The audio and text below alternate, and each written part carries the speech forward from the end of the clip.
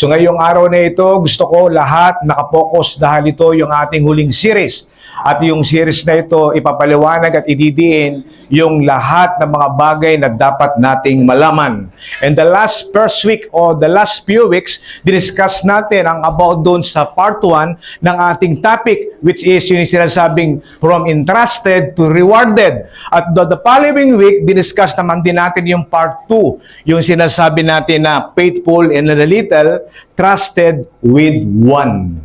At ngayong araw na ito, ladies and gentlemen, para tayo nasa Pilato, ang ating topic for today is about decision-making, problem-solving. Sabihin mo sa araw na ito, kapatid, ngayong araw na ito, isosolve ng Diyos ang problema mo. Amen.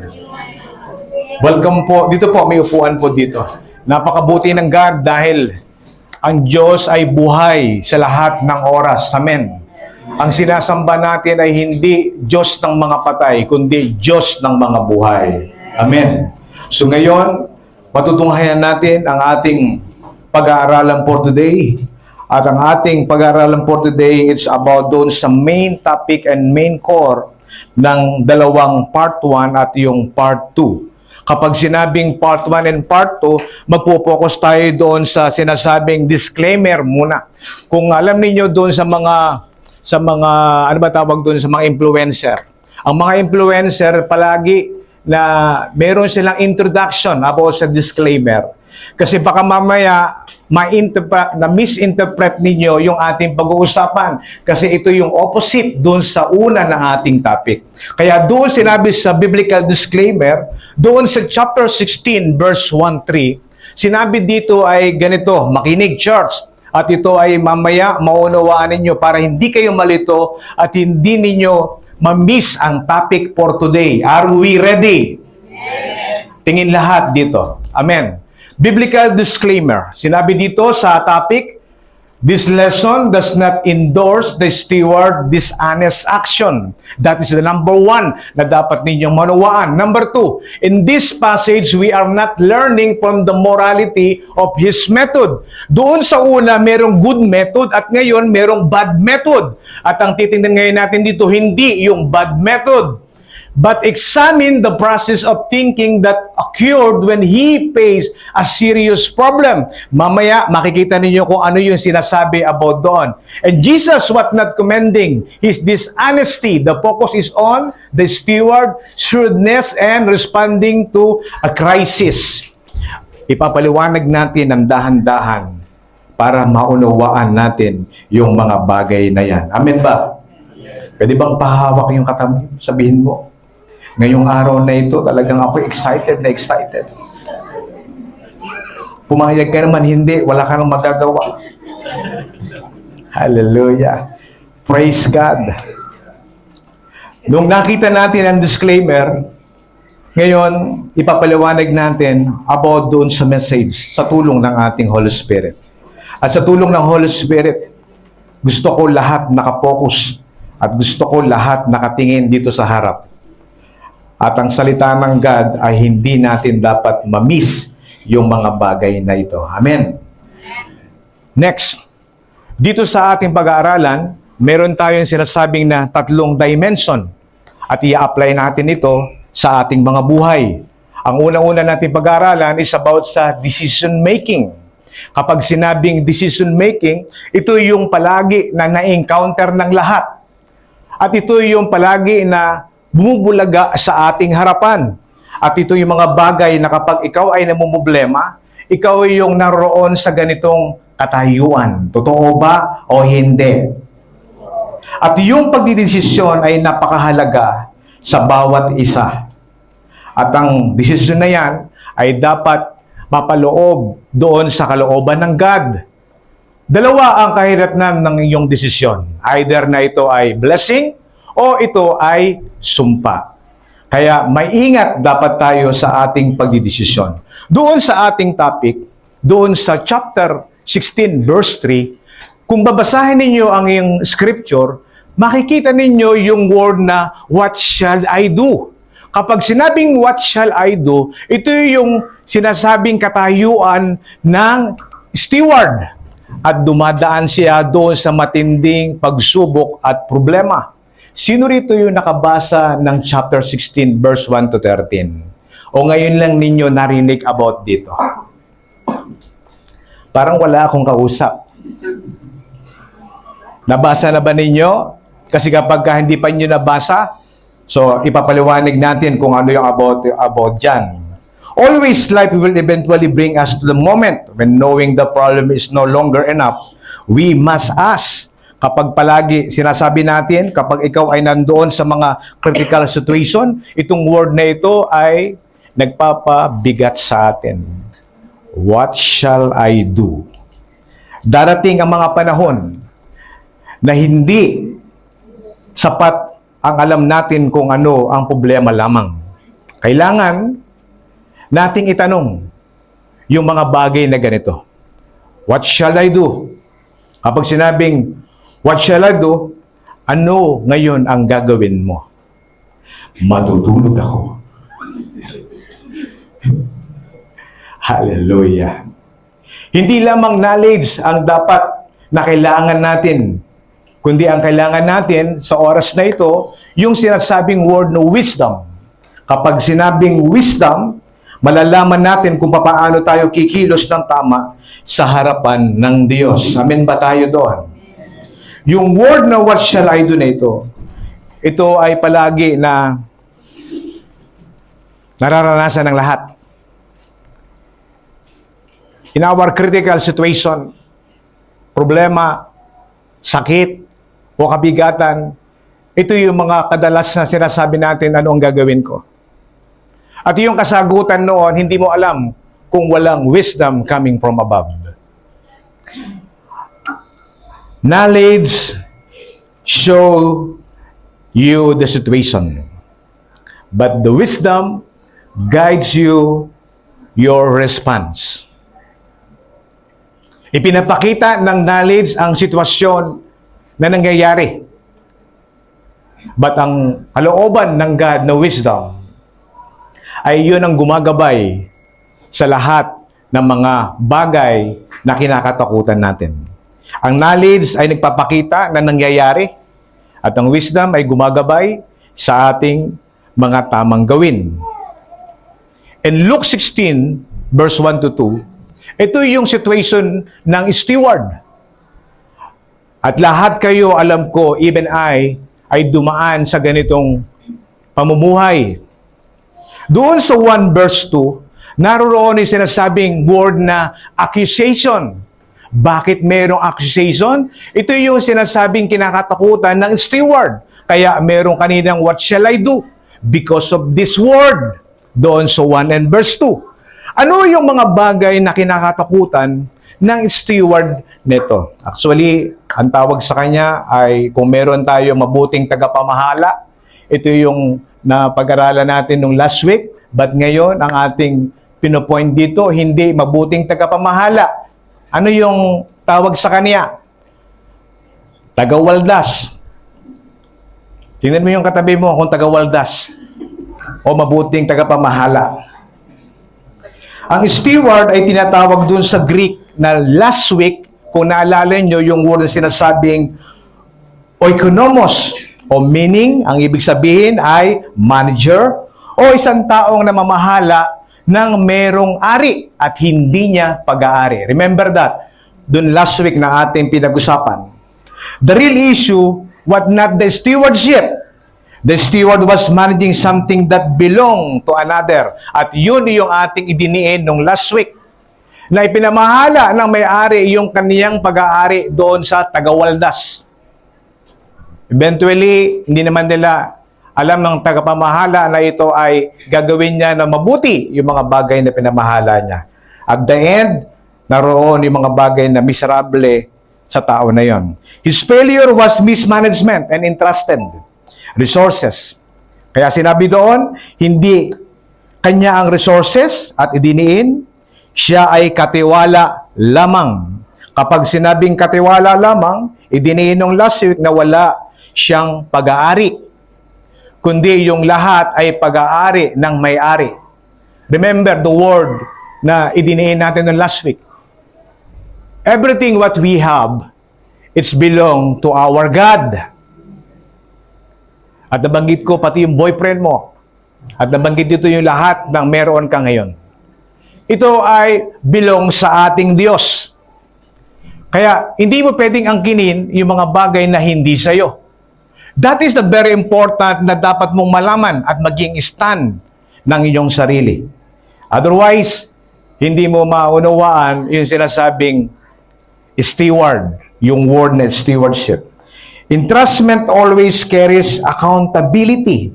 Kapag may pinagkatiwala ang Diyos, may kakaakibat na ito na accountability. At yun yung palagi na nakakalimutan ng lahat. At kapag nagkaroon ng maliit, saksakan na ng yabang. Wow, sana all. Hindi pa natatapos sa mga bagay na accountability, naroroon na yung pagyayabang. Kaya idiniin ng God dito yung mga bagay na pagkakatiwala ng Diyos sa atin na dapat meron tayong pananagutan. Kaya yung lahat ng meron ka ngayon, that is gift coming from above. Ano ba yung meron ka? Trabaho. Yung trabaho ay bigay ito ng Diyos. Kaya dapat nating pamahalaan ng maayos. Yung pera, dahil ka nagkatrabaho, dahil sa pera. At yung pera na ibinibigay sa iyo, dapat mong pamahalaan ng maayos. At huwag yung gastusin sa lahat ng bagay. At iwaldas sa lahat ng walang kakwenta-kwentang bagay. At the end, nga. Uutang dito, uutang doon. Napunta lang sa wala. Nakuha niyo, George, ang ibig ko sabihin.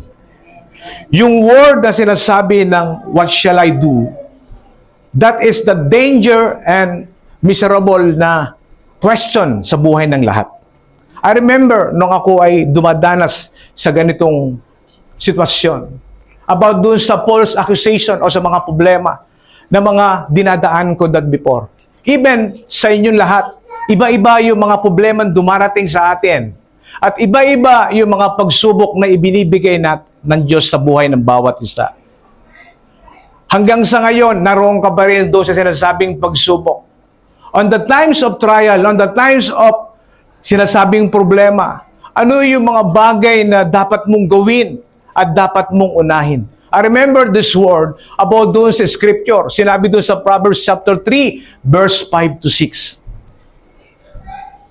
Kapag nasa sitwasyon ka ng problema at nasa sitwasyon ka ng mga bagay na mga hindi mo inaasahan na pangyayari, ang unang-una mong dapat gawin ay magtiwala sa ating Lord. Kahit ano pang mga pagsubok yan, yung number one na dapat ninyong malaman at dapat ninyong gawin, to trust sa ating Diyos. The crisis forced the steward to think. His question was, what shall I do? Dahil sa crisis, napalitan siyang harapin ang lahat ng mga realidad. Hindi niya kayang baguhin ang nangyayari, pero kailangan niyang harapin kung ano ang susunod niyang gagawin. Yung lesson about doon, ang problema, a problem becomes a turning point when it forces us to seek the right response. Ano yung ibig sabihin about dyan? Ang right response, ang problema ay maaaring maging turning point walang. Kapag tinuruan nitong magtanong ang sarili at sinasabi mong ano ang tamang gawin. Ang tamang gawin, number one, trust in the Lord with all your heart. That is the first thing na dapat nating gawin. Trust God first. My question is, nagagawa ba ninyo mag-trust on the times of trouble? O gulong-gulo ang inyong kokote? Hindi nyo alam kung ano ang inyong gagawin. Lahat ng mga anak ng God, lahat ng mga believer, always na merong sinasabing kapayapaan sa puso. Kapag ikaw ay dumadaan sa mabigat na problema, ikaw ay merong kapayapaan sa buhay. Alam nyo kung bakit? Kasi kasama natin ang Diyos na buhay. Pangalawa, sinabi doon sa Proverbs 3:5-6, and lean not on your own understanding. Diyan tayo palagi na nagkakaroon ng pagkakaiba. Palagi na tayo ay dumidepende sa ating mga naiisip. Hindi natin kinukonsider ang ating Diyos kapag tayo ay magdidesisyon. At the end, ang kalalabasan ay failed sa mga wrong decision. At yun yung napakalaking lesson na natutunan natin. At doon din akong binago ng Diyos diyan sa verse na yan, sa Proverbs chapter 3, verse 5-6. Don't rely on your own understanding. Kapag nag-rely ka sa iyong own understanding, ang kalalabasan talaga noon ay hindi maganda. Kaya sabihin mo sa katabi mo, hawakan mo. Bilis. Sabihin mo na malakas, kapatid, magbago ka na. Hallelujah!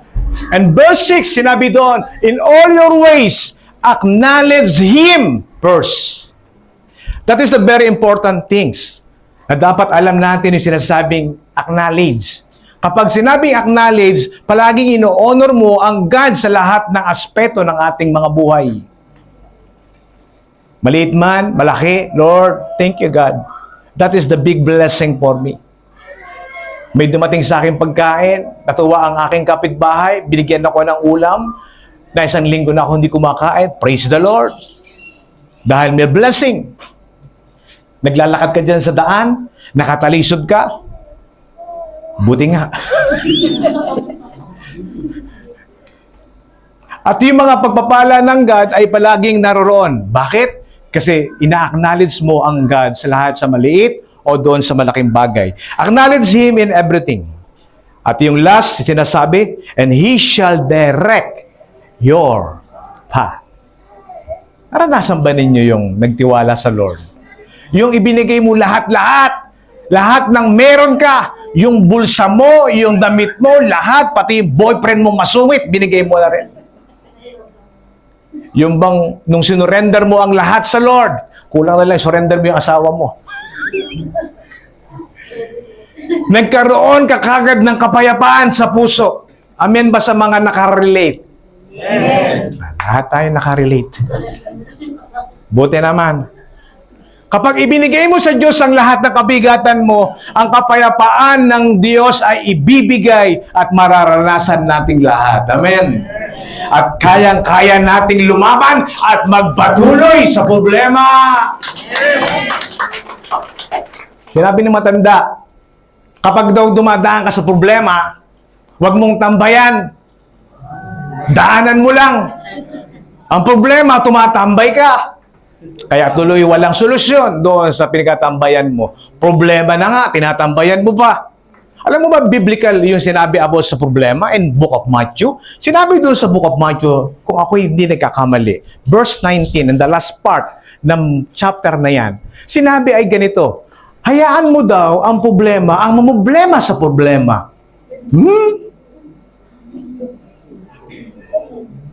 Tingnan ninyo yung logic. Kapag ikaw ay namumblema sa pera, ano ang solusyon? Pera. Kapag ikaw ay mamumblema, hayaan mong mamumblema ang problema.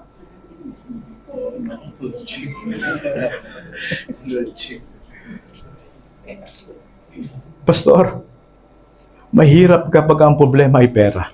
Totoo yun. Kasi naranasan ko yun.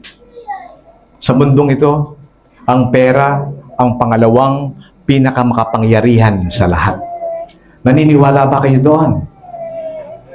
Na ang pera ay pangalawa sa makapangyarihan sa lahat.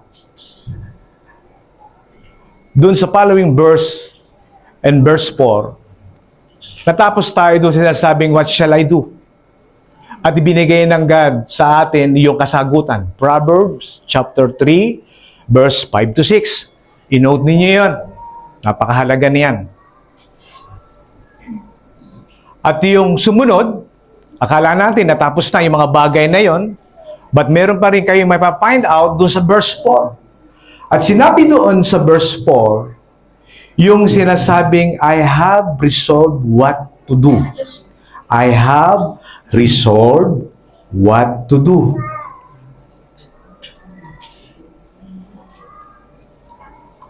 Parang magkapatid. What shall I do? Hindi pwedeng takasan ang problema. That is the meaning. Hindi pwede na huwag mong pansanin yung mga problema na hinaharap mo. Dapat mong harapin ang problema. Kung naunawaan mo doon sa last word, doon sa Proverbs chapter 3, meron ka ng kalakasan sa pagharap sa mga problema. Kasi inuumpisahan mo na yung mga bagay kung ano yung mga dapat mong gawin. I have resolved what to do, sinabi doon sa word. Kapag sinabing what to do, yung problema dapat nating ma-recognize. Dahil yun yung sinasabi nating challenge sa buhay ng bawat isa.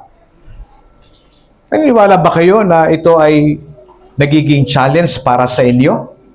Yung problema ay lalo pa kayong nagkakaroon ng sinasabing gana na mamuhay? O someone of you dito na wala nang ganang mamuhay? Gusto mo nang umuwi dahil namumblema ka? Nawawala ng gana ang buhay dahil sa maraming problema na ating kinasangkot. At hindi natin alam kung ano yung mga bagay na mga dahilan kung bakit ka namumblema. Bakit ba tayo namumblema? Dalawa lang yan.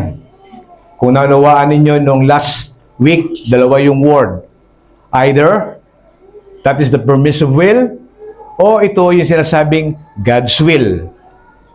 At itong pinag-aaralan natin ay kabaligtaran doon sa mga sinasabi about dito. Mula sa tanong, dumating siya sa isang desisyon. At ang kagandahan doon, yung taong ito ay hindi nagpanik at nanatili doon sa sinasabing pagkapanik. At kung mababasa natin yung teksto nito, papasok yung word na sinasabing foresight. Kapag sinabing foresight, yung wisdom does not remain in confusion. It is seek a responsible direction. So ano ang ibig sabihin about dito sa sinasabing lesson? Ang wisdom daw ay hindi ay nananatili sa kalituhan, kundi naghahanap ito ng tamang direksyon. Kakaiba ito doon sa sinasabing knowledge. At yung wisdom palagi mayroong solusyon. Ang knowledge ipinapakita yung mga bagay na sitwasyon. But ang pagre-resolve doon sa mga unresolved issue ay pinagmumulan ito ng wisdom. Hindi wisdom tooth. Wisdom coming from above. At ang wisdom ay nananatili at naghahanap ito palagi ng direction. Kaya yung I have resolved what to do, wala siyang pwedeng gawin kundi harapin yung mga bagay na kinakatakutan niya. At harapin kung paano mag-isip ng solusyon doon sa problema niya. Kasi nga, ang laki ng accusation about doon. Kung ibabalik natin kanina, naroroon yung sinasabing number 1, yung siya ay magsusulit doon sa may-ari na pinagkatiwala sa kanya. At ang pangalawa, yung sinasabing the big issue, yung tatanggalin siya sa trabaho at doon sa kanyang katayuan. Kasi nga siya ay tagapagwaldas, hindi mabuting tagapamahala. At ito yung part pa rin ng ating pag-uusapan. Meron tayong 3 stage para ma-resolve at ma-solve yung problema. Kanina, sinasabi ko kanina, huwag ninyong mami-misinterpret yung mga bagay na gawa ng mga bad moral method. Ang ating kukuhanin lang yung mga good moral method ng mga pamararaan na ginawa ng mga tagapagwaldas. Briwin mo, parang ganito yan. Kahit yan ay ganyan, ano ba sa Tagalog yung ano ba sa English yung yung hindi na matuto? Yung kahit anong gawin mo na pagturo. Hopeless brain. Yung word na isa pa. Ano ba yung sinasabing sa letter S? Stupid. That is, yun yung malapit na connection about doon. Kung hindi mo naman matanggap yung word na stupid, pababawi na lang natin. Kapag merong normal, ano yung opposite ng normal? Abnormal. Sabihin mo sa katabi mo, hindi ako abnormal. I'm special. Para parehas lang yun, no? Hallelujah. Number one, in order to resolve yung problem at yung problema ng tagapagwaldas, number one ay kailangan natin ma-identify niya yung problema. So what is the real problem? Yung identify the problem, ito yung number one na dapat nating maunawaan. Na to identify kung saan nagmula yung problema. Kaya minsan gulong-gulo ka na, biruin mo 10 taon, di mo pa nare-resolve yung problema mo. Sana all. Grabe. 10 years. Paulit-ulit ka na lang doon na umiikot doon sa problema mo. Kasi nga, wala yung word na sinasabing identified. Kapag na-identify mo yung problema, yung number 2, siyempre, maunawaan mo yung cause na sinasabi. Why did this problem happen? Kaya minsan, napaka-very simple yung problema. Yung sagot, napaka-very simple din. Kaya lang, ang demonyo ay ganito. Ang demonyo palagi na ginugulo yung kaisipan mo na inilalayo ka doon sa kasagutan ng problema na hinaharap mo. Totoo o hindi? Biruin mo ang mga taga-Israel, 40 years na paikot-ikot sa wilderness. Kung ito ay pag-aaralan mo ang promised land, nasa loob lang ng 12 days ang pagbabiyahe at makakarating ka na doon. Pero ang mga taga-Israel, 40 years na paikot-ikot. At ang nakakalungkot, karamihan sa kanila ay namatay. At ang iba ay nagkasakit. Gusto ba ninyong mamatay? Gusto ba ninyong magkasakit? No, amen? Alam niyo, sa paikot-ikot na problema, maaari na maapektuhan ang ating pisikal na katawan. Am I right? Totoo o hindi? Kapag naapektuhan ang inyong katawan, maapektuhan din ang iyong mga isip. At higit sa lahat, magkakaroon ka na ngayon ng sugat ng kaluluwa. Hanggang hindi ka na magpatuloy. Kaya kung walang identification at hindi mo alamin ang cause ng issue, hindi mo mariresolve ang problema. At number 3, kapag nakita mo at nalaman mo ang problema, find the appropriate solution. Kapag sinabing appropriate solution, papasok yung word na option. Ibinibigay ng God sa mga anak niya ang mga maraming option to resolve our problem. Patandaan nyo palagi, iba ang katayuan natin kaysa sa mga taga-sanlibutan. Kapag ikaw ang anak ng God at anak tayo ng Lord, palagi yung solusyon ay naroroon sa problema. Somebody shout, hallelujah! Do not solve what you have not understood. Huwag magmadali o gumawa ng solusyon kung ang problema mo ay hindi mo maunawaan. Pastor, parang napakahirap na yan. Nung nagkaroon ka ng problema, hirap na hirap ka, ngayon pa kaya unawain mo pa? Kaya yung word na sinasabi na, yung kanina na binanggit ko about sa do not solve what you have not understand, hindi mo talaga malalampasan ang isang bagay kapag hindi mo maunawaan yung sarili mong problema na ginawa.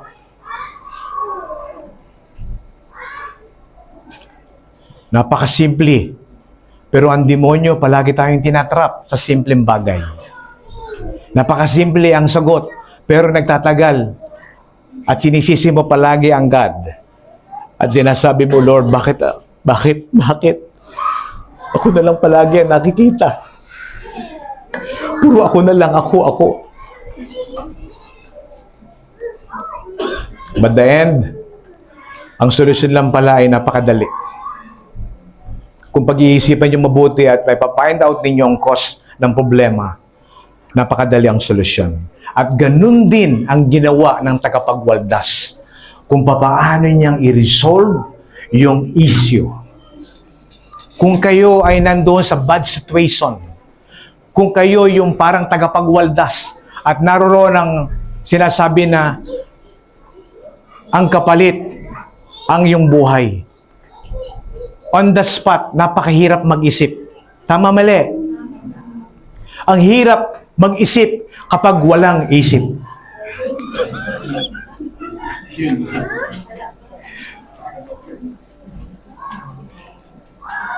Pero kapag kasama natin ang God, yung mga solusyon na naiisip natin ay andaling i-provide ng ating Panginoong Diyos. Amen ba tayo doon? Hallelujah! Painit ng painit ang ating pinag-uusapan for today. In Proverbs chapter 18,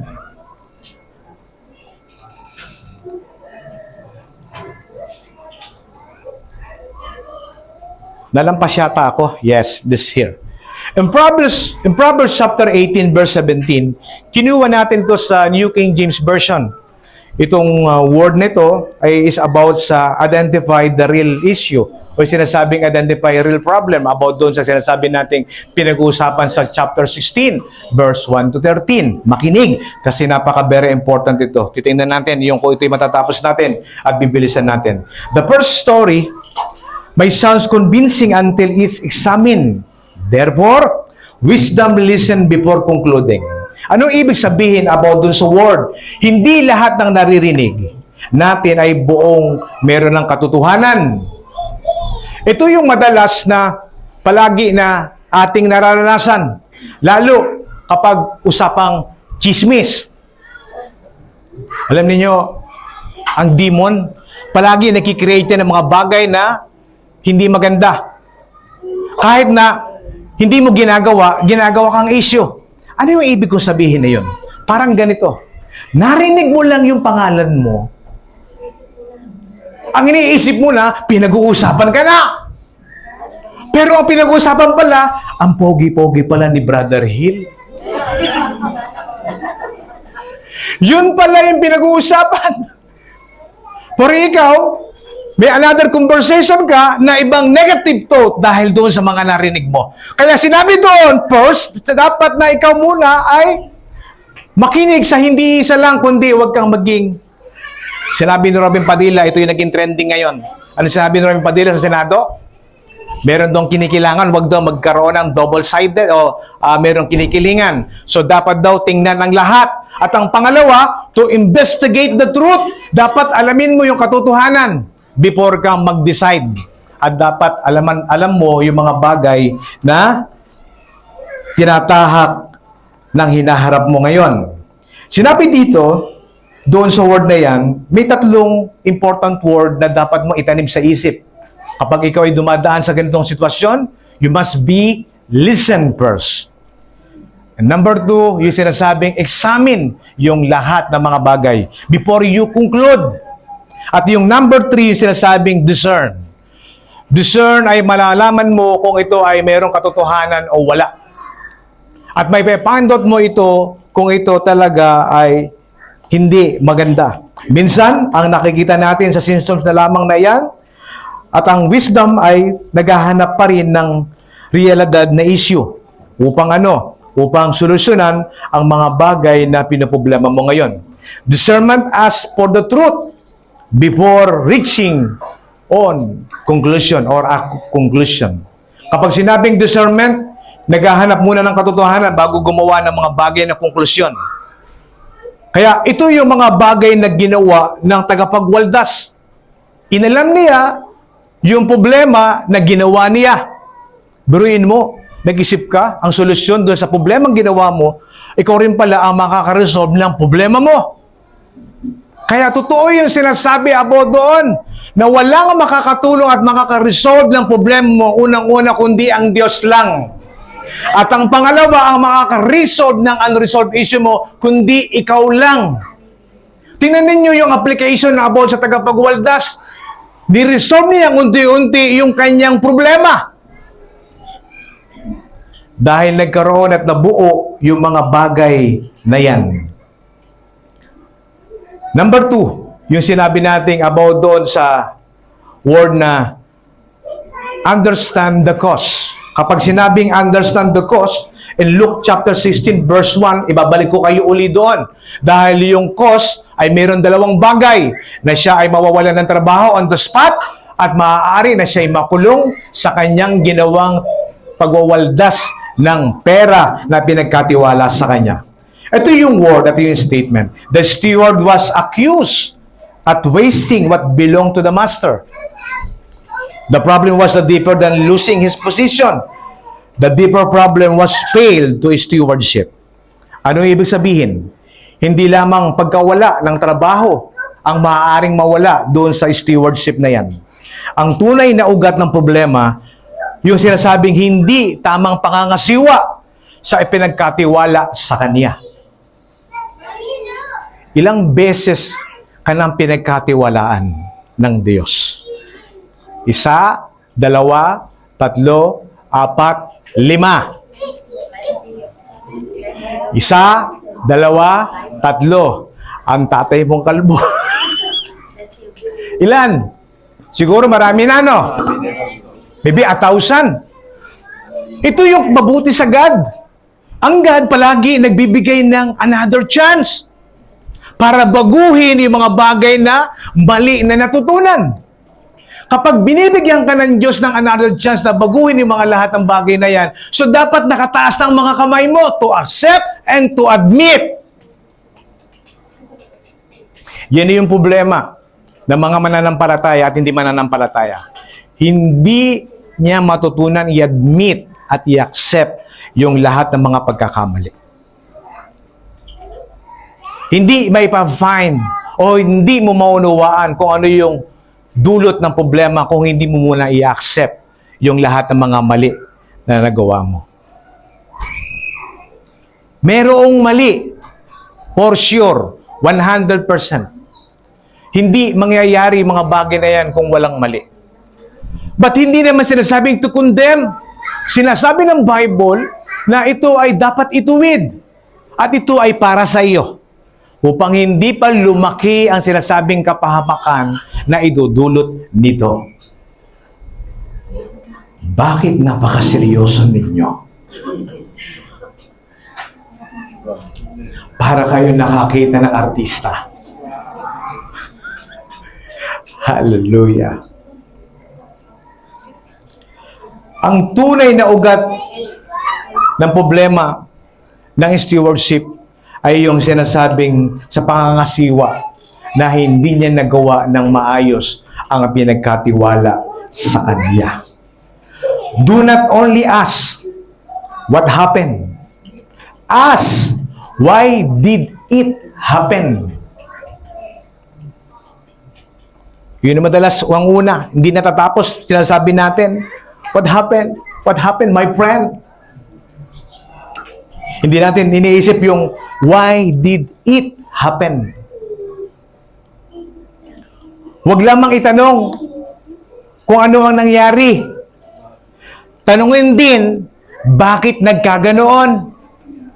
Kaya hindi nabubuo yung solusyon kasi naroon ka sa sinasabing yung word na, what happened, my friend? Para mabuo yung solusyon at may found mo at ma-discover mo yung cause, so dapat meron sinasabi na word na, why did it happen? O bakit ito nangyari?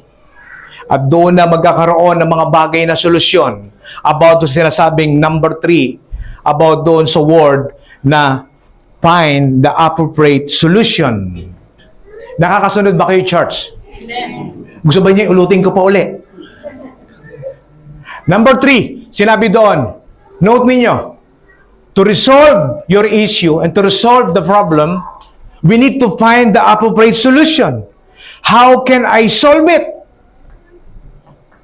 Ang hirap sa mga iba, kaya nagsasara, kaya yung mga iba hindi nagpapatuloy kasi ayaw nilang hanapan ng solusyon kung ano yung pwedeng gawin. Agad-agad niyang sinusuko yung bandera ng Hapon. Hallelujah. Praise God. Huwag mong isuko. Pero kapag walang-wala na talaga, huwag mo nang ipilit, isuko mo na. Dahil kapag sinuko mo na sa God, To surrender to Him everything. Kung merong magsasara, nagsara man naman ngayon, merong magbubukas-bukas! At pagbigay ng God sa iyo ng bukas, kapatid, pagbutihin mo na. Amen ba tayo doon? Hallelujah. Not every solution is the righteous solution. That is very important to remember this word. Hindi lahat na sinasabing solusyon ay tama. That distinction becomes extremely important in the parable sa pinag-aralan natin. At sinabi doon na ito yung napakahalagang koreksyon na dapat ninyong malaman. Maaaring effective ang isang strategy, pero hindi ibig sabihin ito na yung solusyon sa problema mo. Nakuha niyo yung point. Hindi lahat ng solusyon ay solusyon sa problema. Marami na nagte-take advantage sa another solution. Parang ganito lang. Madalas narinig nyo sa akin, hindi porket blessing ay coming from above. Ang diablo ay nagpapala din. Naniniwala ba kayo doon? Sagot ng malakas ang mga nakaranas. Parang hap. Ano yung ibig kong sabihin? Kung ang diablo ay nagpapala, wow! Ito yung ibig kong sabihin. Kapag ang diablo ay nagpala, kaya sinabi hindi lahat ng solusyon ay maaaring solusyon talaga, ang term ng pagpapala na galing sa darkness ay yung sinasabing magpapalayo sa iyo sa Diyos. Magbigay tayo ng halimbawa. Nawalan ka ng trabaho. Then ngayon, nagpipray ka ngayon magkaroon ng trabaho. Then, ang pinipray mo, Lord, sana God, bigyan muli ako ng pagkakataon. Another chance, Lord. Please, kapag ako ay nagkaroon ng trabaho, ako ay sisimba na. Then, nung nagkaroon ng trabaho, hindi na makita. Kahit Friday, pinapasukan. Kasi sabi, blessing, blessing. Hindi niya alam, yung Friday, sinabi sa Bible, na minsan lang nagtalaga ng Diyos yung isang araw na para sa Kanya. Na dapat ibigay mo na buong buo yung sarili mo sa Kanya. Isang araw lang naman, kapatid, ang hinihingi. Bakit hindi mo maibigay-bigay? Kaya instead na blessing ang solusyon, napapalayo ka ngayon sa kalooban ni Abba. Kaya nagkakaroon ng dryness at nagkakaroon sila sabing yung panghihina because of these things. Kaya tingnan mo yung katabi mo at hawakan mo yung dalawang kamay. Come on, sabay-sabay. At sabay-sabay ang sabihin. Ready na ba kayo? Ready na? O, sabay-sabay, 1, 2, 3. Kapatid, parang ikaw ang topic ngayon. Hallelujah. The steward found a strategy, but his morality was still corrupt. Tama. Kasi may mga pandaraya na ginawa kung ito'y babasahin nyo ng buo. At may mga bagay na hindi wasto doon sa ginawa. Therefore, believers must seek not merely an effective solution, but a faithful solution. Anong ibig sabihin about dito? Ito yung napakahalagang koreksyon na maaari na dapat nating gawin at itama yung mga pagkakamali. Kaya bilang believers, hindi lamang natin tinatanong yung sinasabing word na, will it work? Tanungin din yung sinasabing word na, is it right? O it is right before God? O yung palaging word na naroon ka sa, will it work? Wala siya sinasabing, is it right before God? The best solution is not a merely effective, it must also be faithful sa lahat ng ginagawa. Agree ba tayo doon, church? Kaya maliit man o malaki na ginagawa natin, we must be faithful sa lahat ng bagay. Kaya hindi tayo binibigyan ng pagkakataon ng mga malalaki kasi hindi tayo napagkatiwalaan sa maliit. Kaya always na sinasabi mo, why God? Bakit ganito God? Buti pa siya, merong Lamborghini. Ako, bisikleta lang. Ano yung pagkakaiba namin? Malaki ang pagkakaiba ninyo, lalo pag ikaw ay mananampalataya. Ngayon, nag-i-enjoy siya. Then after death, nililitsyo na siya. Dahil walang Kristo. Mas masarap pa rin yung may Kristo sa puso at merong Diyos na sinasabi at pinaniniwalaan na kayang-kaya ng Diyos na solusyonan ang aking mga problema. Aanihin mo yung mga malalaking bagay kung wala ka naman Diyos. Tama? Mas masarap ay ito. Meron ng Diyos, meron pang Lamborghini. Hallelujah. Sports car, parating na. House and lot, parating na. Yung third story, merong swimming pool doon sa taas. At 10 ang security guard. Grabe ang faith. Every morning and lunch and evening, may tagapaghatid ng pagkain. Kumain ka na ba, sir? Grabe, ang bless. Gusto ba ninyo maranasan niyon? So, dapat naging faithful tayo sa lahat ng bagay. Amen? Ito yung sinasabing foresight about doon sa sinasabi sa Luke 16 verse 4. Tingnan natin, ha? Para makita natin yung word. Sinabi dito dun sa word na yan, I have resolved what to do, that when I am put out of the stewardship, they may receive me into their houses. Tingnan mo yung idea. Yung idea na kahit bad moral, pero merong pakinabang. I'm not saying na yun ay gayahin. Kunin yung sinasabing concept.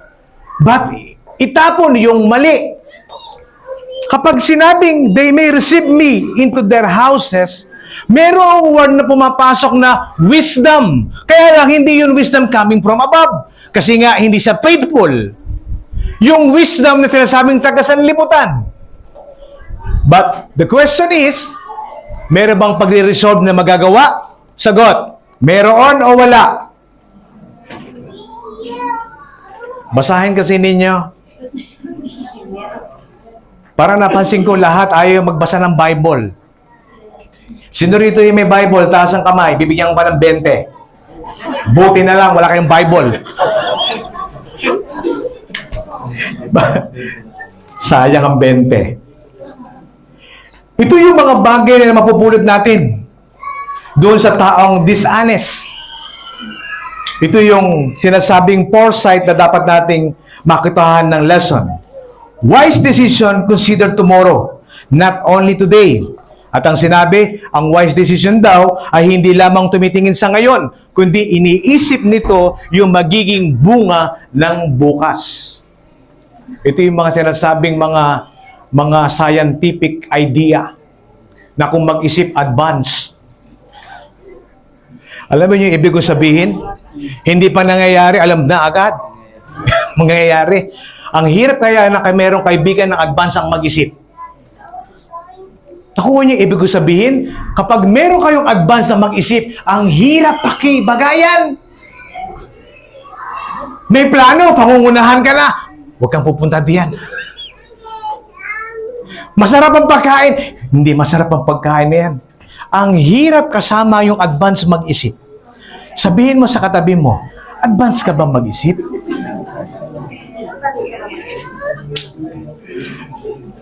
Ang hirap pakibagayan. Naranasan ninyo yun? Yung palagi negative? Gusto mong limigaya? Nang dahil sa kanya, ayaw kang paligayahin? Iwanan ni mga taong ganyan. Dahil kapag nanatili ka sa ganun kasama sa buhay, bukas ganun ka na rin.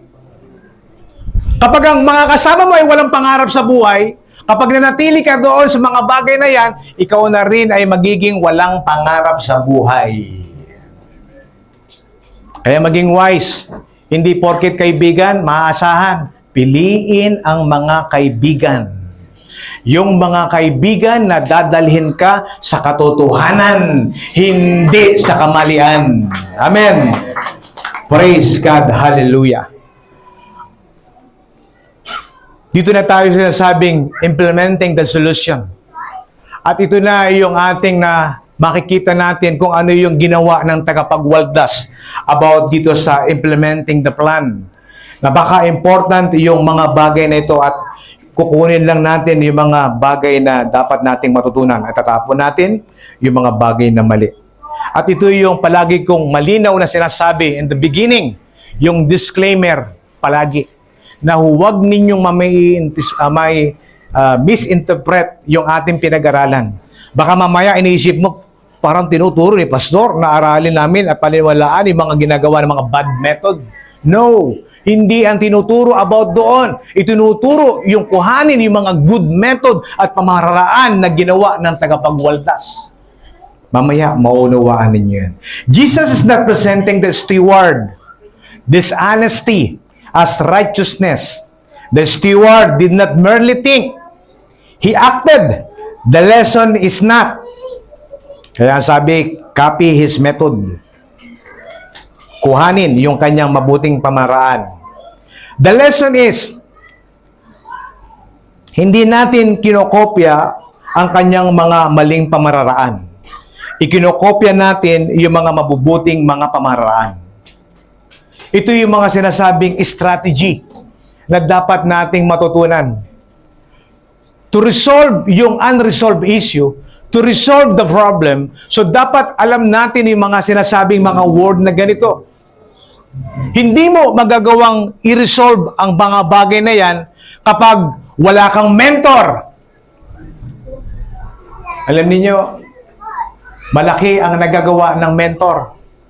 Naniniwala ba kayo doon?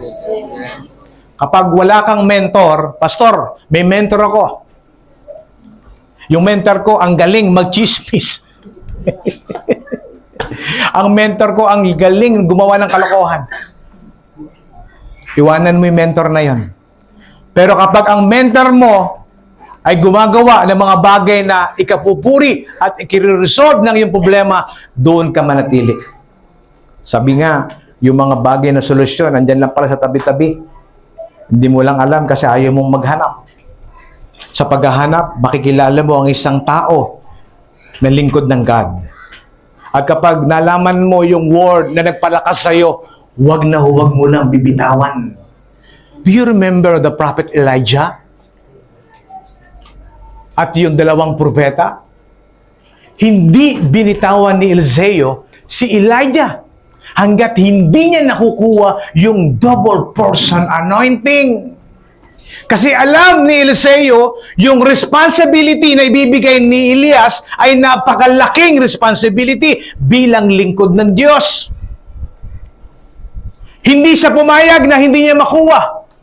At ang result noon, ang kagandahan, hindi lang anointing ang nakuha, kundi double portion anointing. Buriin mo, nung siya'y namatay, yung kanyang mga buto, nung merong inilibing sa sariling, the same na libingan, nabuhay yung patay. Grabe. Gusto mo ba ng ganoon? Patay ka na? May anointing ka pa? O yung gusto niyo patay ka na, pinag-uusapan ka pa? Alam mo, napakasama niya. Buti nga namatay siya. Kapag sinabi na, learn his intentionality, not his dishonesty, kunin ang pagiging intentional. Huwag tularan ang mga bagay na mga pandaraya. Nakuha niyo, Charles, yung ibig kong sabihin about doon. Check about doon sinasabi about dito sa sinasabing Proverbs chapter 14, verse 23. A plan becomes productive when it is put into action. Kaya totoo si paring James. Sinabi ng pakumparing James ko, kilala mo yung kumpare ko? Na sinabi doon, faith without work is dead. Ibinibigay na ng Lord yung solusyon at itinuturo na si Pastor Helen para ikaw yung umutang, ayaw mo pang puntahan.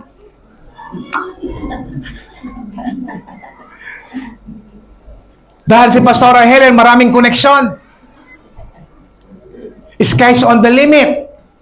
Magsabi ka na ng amount. Mamaya, ihanda mo na yung office at marami ka na ililista.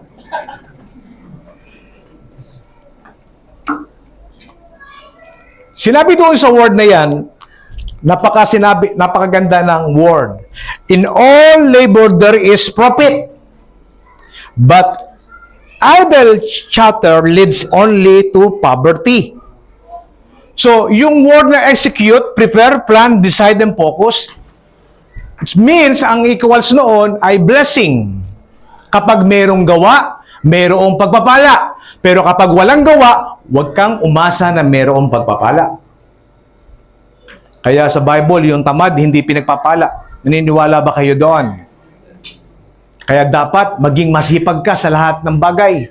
Sinabi ng mga kasabihan, alam mo, mga taga Bulacan, kami, ano ba ang tawag sa atin ng Brad? Na, hindi, yung laging parang talumpati. May tawag doon eh. Sinabi ay parang makata, parang gano'n, no? So, nakalimutan ko tuloy sasabihin ko. Hallelujah. Sinabi doon, ang tamad daw ay huwag pakainin. Sinabi ng Bible.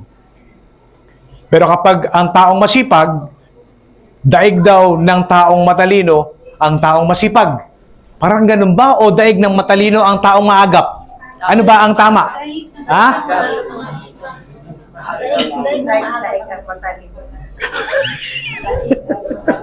Daig ng maagap ang matalino.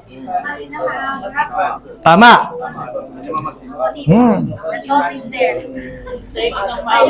That's right or wrong? Yun na yun. Daig ng maagap ang masipag. So, ibig sabihin, meron pa palang mas matindi pala sa masipag. Kundi yung maagap. Yung palaging always ready. Na palaging naroroon. Kapag handaan, palaging naroroon.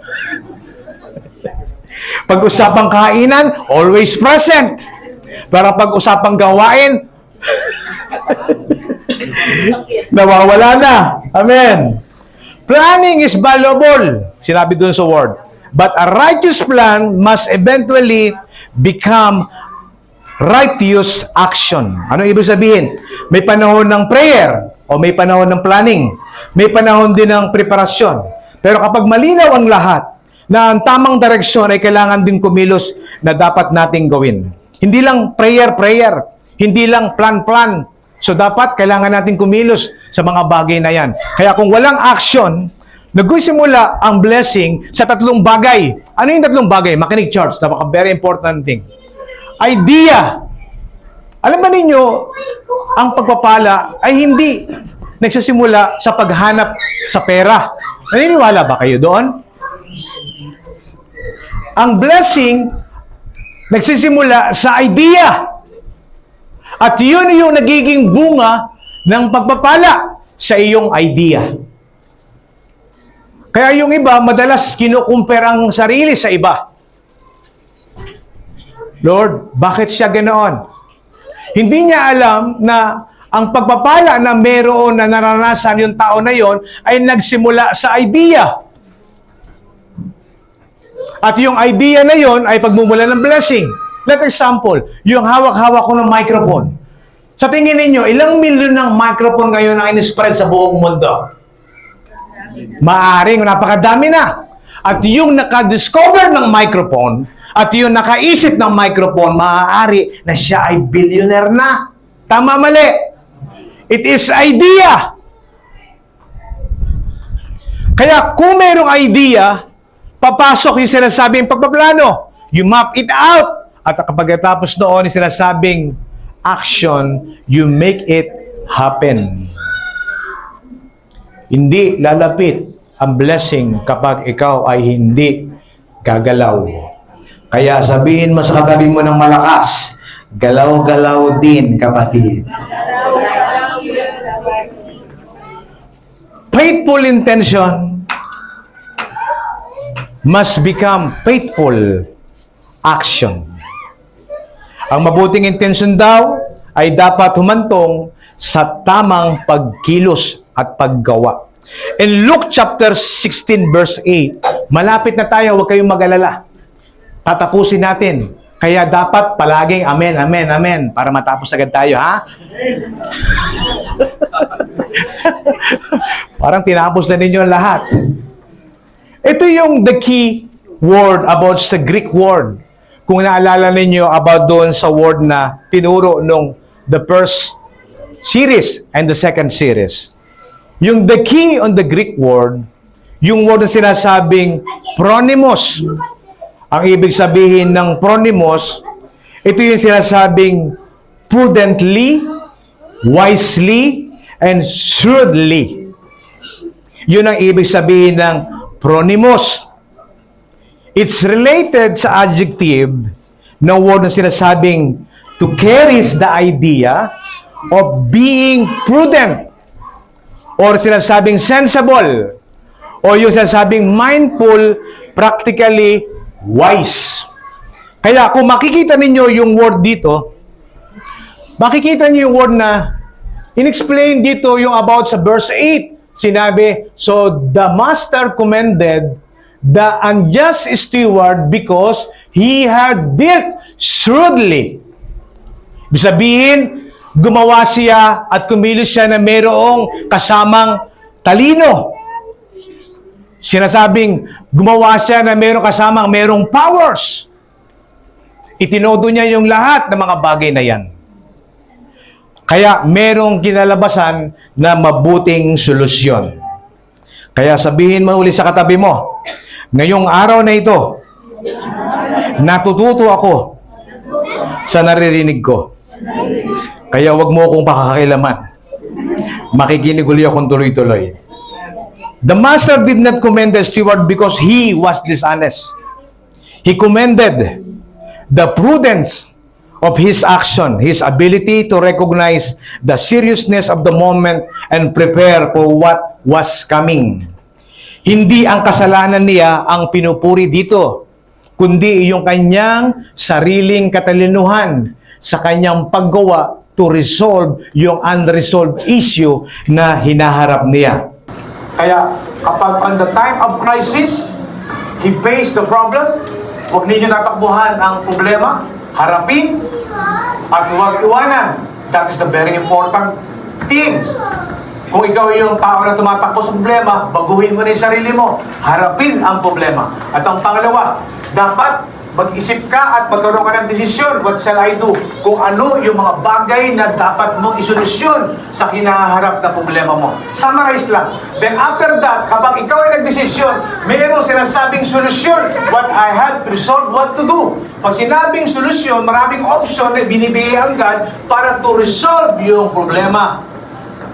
Kaya kapag ikaw ay may problema, huwag kang malungkot. Dapat matuwa ka.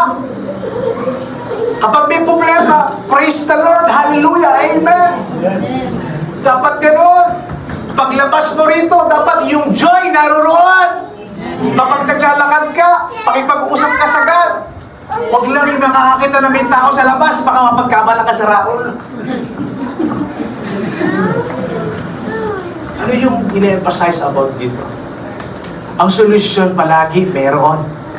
1, 2, 3, 4, 5. Maraming solusyon na ibinibigay ang God.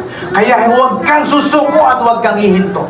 Kapag nakita mong solusyon to how to resolve it, so gumawa ka ngayon ng action na mayroong pagpaplano. At yung action na yon, 100% magkakaroon na sinasabing katuparan at pag-uumpisahan ng pagpapala. You know what? Because God is with you. Amen. Hallelujah. Somebody shout, hallelujah! Hallelujah! Praise God. Alam niyo, last night, pero ako na-face the issue.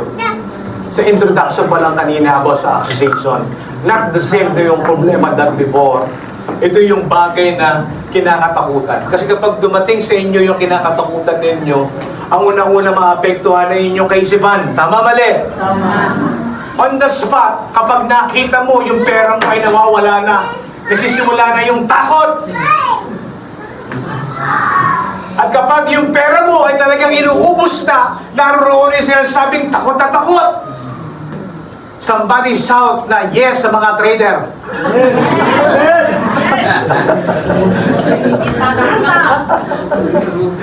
Nagugulo ang pag-iisip. Sabi ko nga, at the end, naisip ko yung Proverbs chapter 3, verse 5 to 6. Trust to the Lord! At sinabi mo, Lord, sa'yo na, ikaw nang bahala. Holy Spirit, alam ko, Holy Spirit, hindi mo ko lalagay sa kahihiyan. Then, after that, yung akala mo na kukunin at nanakawin sa'yo, ito yung sinabi ng God. Kung meron dyan 10-10, ang mission ay pumatay, magnakaw at sumira, meron naman another passage, the part message, na meron na sinasabing Diyos na naparito sa lupa para magbigay ng abundant life. Kaya sabihin mo sa katabi mo, saan ka pa? Mag-born again ka na. Correction lang sa mga bago dito. Ang born again, hindi po religion. To be corrected lang. Okay? Ang born again, ang ibig sabihin ng born again, ito yung sinasabing relationship sa Diyos. Kaya yung mga iba na misinterpret ang born again, kapag nakita yung mga born again, nag-disco, born again pa naman yun. Tataas-taas ang kamay. Hindi ba pwedeng tumaas ang kamay kasi hindi niya kayang yung mga problema niya? Kaya nagkakaroon ng problema yung mga bagay niya kasi hindi nila alam kung ano ibig sabihin ng born again. Ang born again, right relationship sa Lord. Dahil nung ikaw ay walang Kristo before, hindi mo alam ang gagawin mo kapag ikaw ay namumblema. But ngayong meron ka ng Kristo sa puso, kahit anong dami ng problema mo, tatayo at tatayo ka pa rin. At sasabihin mo, baliwala yan. Dagdagan mo pa, Lord. Hallelujah. Kapag nag-action ka na, of course, ang kapalit noon ay blessing. Unang-una, yung word na courage, ang unang-una mong mararanasan. Alam niyo, ganito ang pamaraan ng God. Sa personal kong na-experience. Hindi ka muna i-bless ng God sa problema mo sa pera. Tandaan ninyo yan. Madalas, hindi gagamutin ng Diyos agad na ibibigay yung pinapanalangin mo to resolve your problem. Hindi muna yon. Kasi hindi yun yung mga bagay na dapat ninyo matutunan. Ang unang ginagamot ng Diyos ay sinasabing gamutin muna ang inyong espiritual at ang inyong kaluluwa. Kasi kapag nagamot ang iyong espiritual at ang iyong kaluluwa, ready ka na sa blessing. Nakuha niyo ibig kong sabihin. Amen. Hindi ibibigay ng God yung solusyon agad kapag hindi ka pa ready. At ang espiritual mo ay sugatan. Kaya una-unang ginagamot ng Diyos ang iyong spirit. Kaya sinabi, courage muna ang una. Bibigyan ka muna ng God na sinasabing courage word na ikaw ay palakasin muli dahil nanghihina ka. Sino rito yung nanghihina, taas ang kamay? To be honest. Salamat sa Diyos, lahat tayo ay malakas. Amen. Kung ikaw naman ay nanghihina for today, ito lang sinabi ng God. I am with you always. Whatever your situation from now, that is not permanent. It is temporary lamang. Amen. Kaya magsusuko. Palagi magsusuklay. Huwag niyo ipakita na ikaw talaga bigat na bigat. Pagpasok mo rito, para kang pinabagsakan ng helicopter. Kasi yung buho ko saan nakikita. Dapat palaging blessed. Pagpasok mo at pag-attend mo sa church, dapat andun yung eager at andun yung sinasabing yung word na hunger for His word. Kung mayroong courage na ibibigay ang God, surely, siyempre, na mayroong kalakasang espiritual na ikaw ay mararanasan. Kapag ikaw ay naging malakas sa espiritual, handa mo na yung i-face, yung Goliath sa buhay mo. At sasabihin mo, no match ka ngayon. Kasi pinagaling ako ng God. Dahil alam ng Diyos, yung problema mo ay maliit lang sa kanyang harapan. Di ba sinasabi madalas doon sa atin, nung tayo high school o college, madalas kong marinig sa mga banal na mga classmate ko, sabi niya, Palagi akong pinapalakas kasi lagi ako nagka-cutting classes. Sabi sa akin ganito, alam mo kapatid, kahit nagka-cutting classes ka, yung problema mo, sa laki naman ng barko. Ang pagpapatawad ng Diyos ay sa laki naman ng dagat. It's very simple, parang joke, pero mayroong meaning at laman. Grabe, naisip mo ba yung problema ko kasi laki ng barko? Advance mag-isip. Kung merong courage, lalabas na sinasabing conclusion, be wise and decisive, but remain faithful and righteousness. Kapag nandoon na ang blessing, manatili na ikaw ay tapat sa God. Amen. Kapag naroon ang blessing, so dapat huwag aalis sa presensya ng Diyos. Kapag naroon ang blessing, manatiling humble, huwag masyadong mayabang. Nakasakay lang doon sa sasakyan ng mag-ara. Di na namamansin.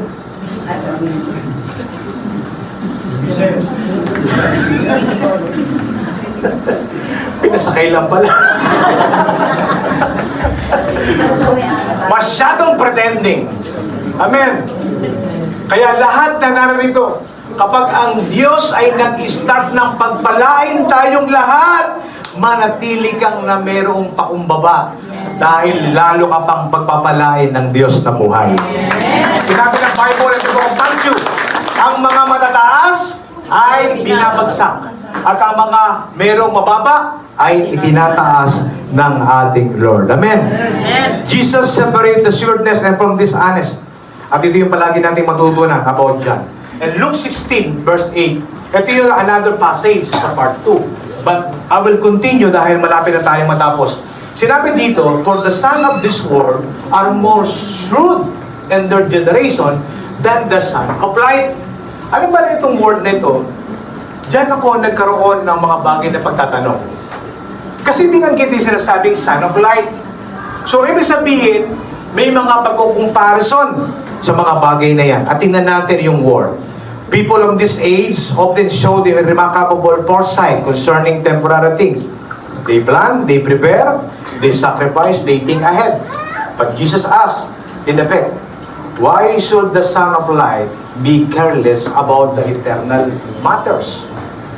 Kung ang tao ay kanyang nagpaplano o mayroong seryoso para sa negosyo o career o pera at temporary future, gaano pa kaya ang mga anak ng Diyos na maging intentional sa mga bagay na mayroong eternal value?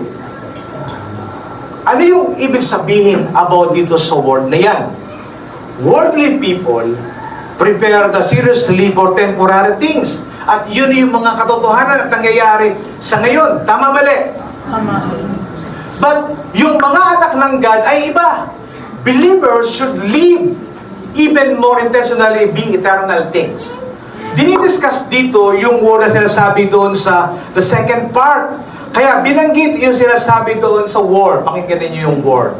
Sinabi dito, ito yung challenge to everyone. Ito yung challenge ni Jesus para sa lahat. Not only me, kundi sa lahat.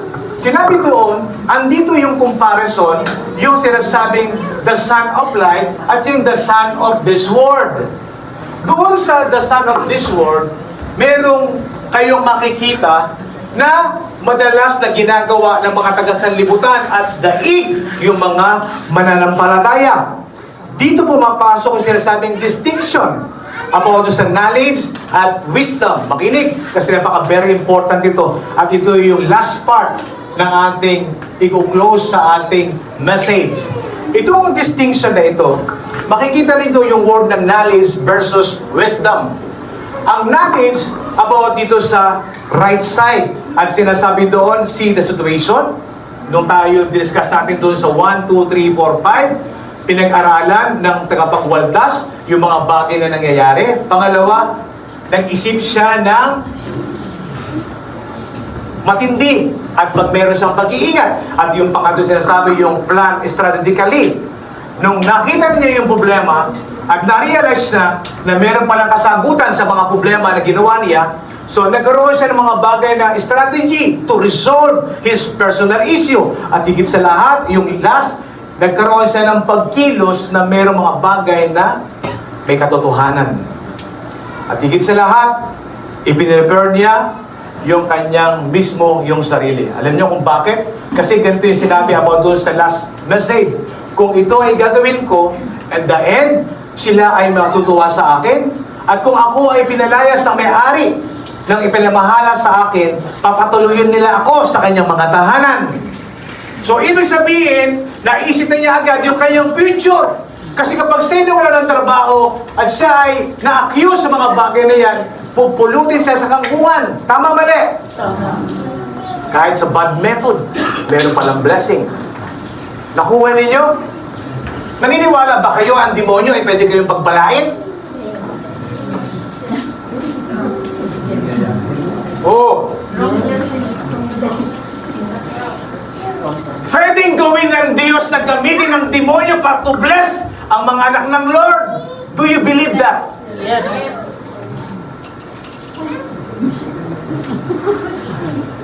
Baka mamaya maghanap ka ng demonyo. Kasi marami sintopragnin siya na sabi about sa word. Ito yung challenge, makinig.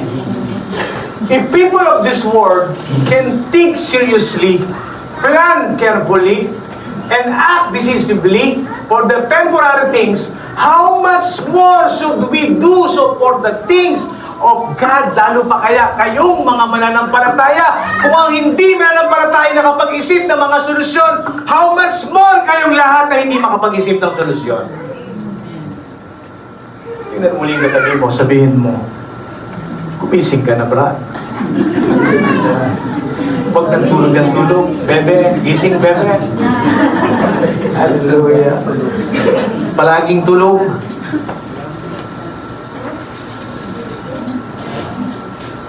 Knowledge knows the truth. Sinabi dun sa kanina.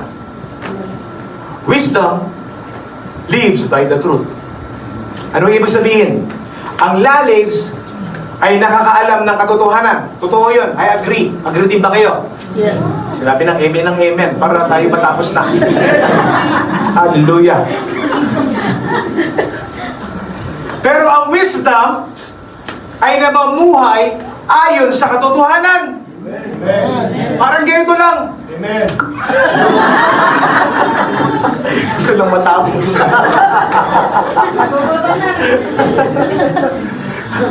Nag-i-enjoy ba kayo, George? Grabe. Napaka-sabog na sabog. Alam niyo no, binigay sa akin ang Holy Spirit. Sabi ko, Holy Spirit, wala akong alam. Ikaw ay magsalita. Introduction pa lang, sabog na ako.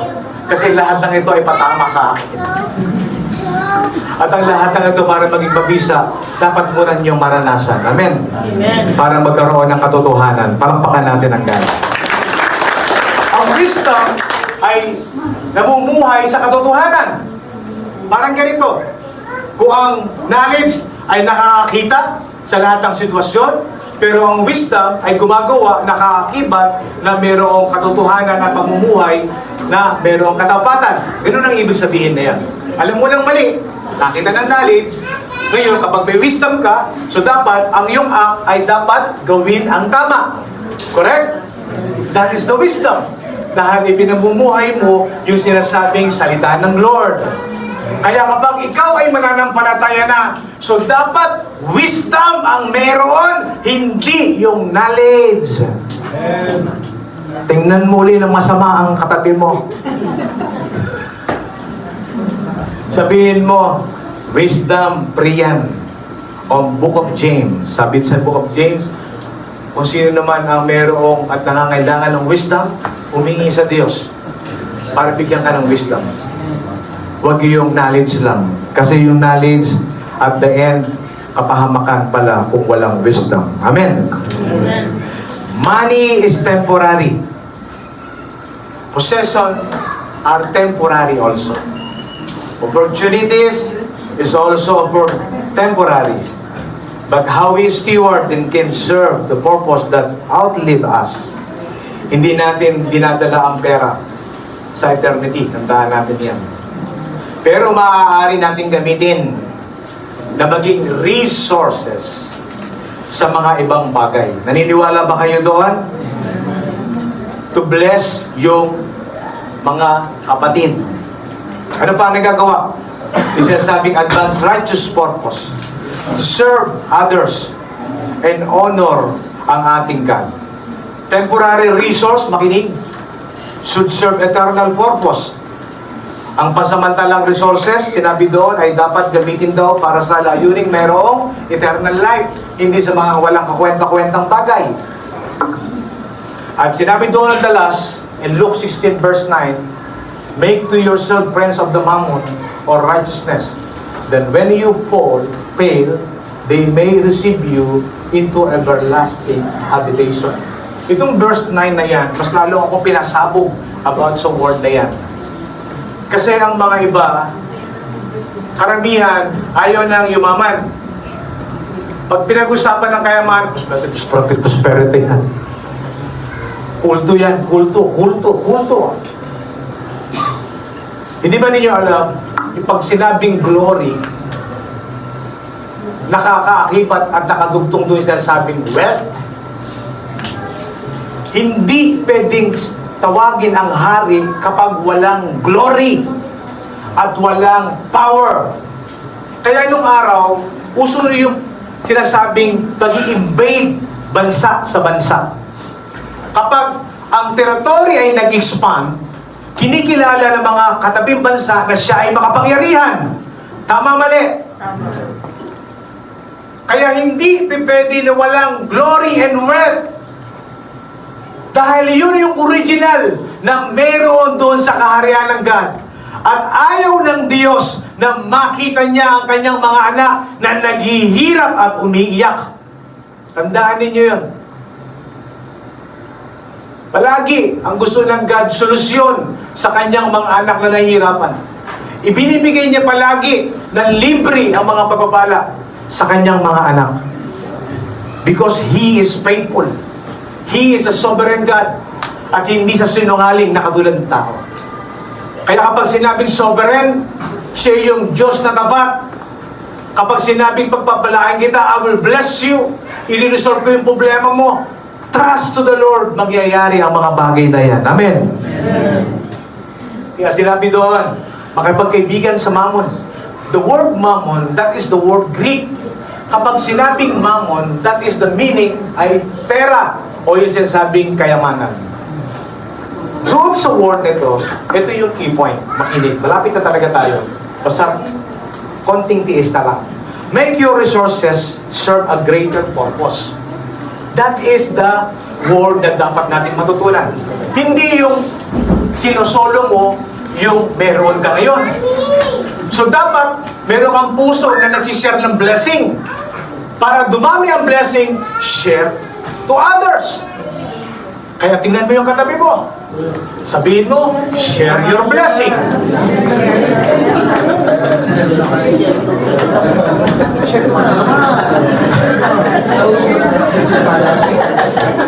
Alam ko na ang iniisip ng iba. Hallelujah. Kasi ganoon ang dapat sa mga anak ng God to share the blessing. Not only yung pera, kundi yung mga mabubuting bagay na meron ka na ibinigay ang Diyos, yung kalakasan ay napaka-importante. Kapag ang kapatid mo ay nangihina, palakasin mo. At yun ang ginagawa mo to share the blessing. Mas matindi yun sa pera kapag ang kapatid mo ay lumakas. Yes. Kasi alam mo, nung night na yun, magpapakamatay na yun. Nung siniheran mo, lumakas siya uli. Maraming nagkapakamatay na ngayon dahil sa pera. Totoo o hindi? Totoo. At ang pangalawa, nagpapamakatay dahil sa boyfriend.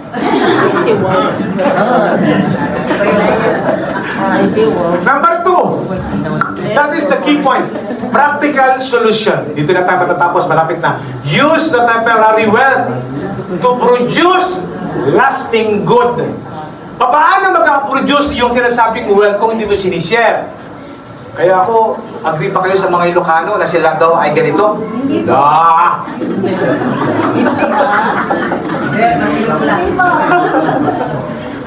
Kapag anak ka ng God, dapat hindi ka ganito. Dapat ganyan ka. Kaya mamaya, sabihin mo, share the blessing. Lastly, dito na tayo magtatapos. Ito yung bagay. Ang word na sinasabing, do not make wealth your master. Instead, make wealth a tool for doing good. Kapag ikaw ay anak ng Lord, punong-puno ka ng mga magagandang bagay. Tandaan mo yan. Hindi pwede na sinasabi mong, wala akong magagawa. Hindi ko kaya. Lord, wala akong pera. Kaya laging walang pera kasi sinasabi mo, wala kang pera. Kapag meron kang kaibigan na kasabing wala, layasan mo.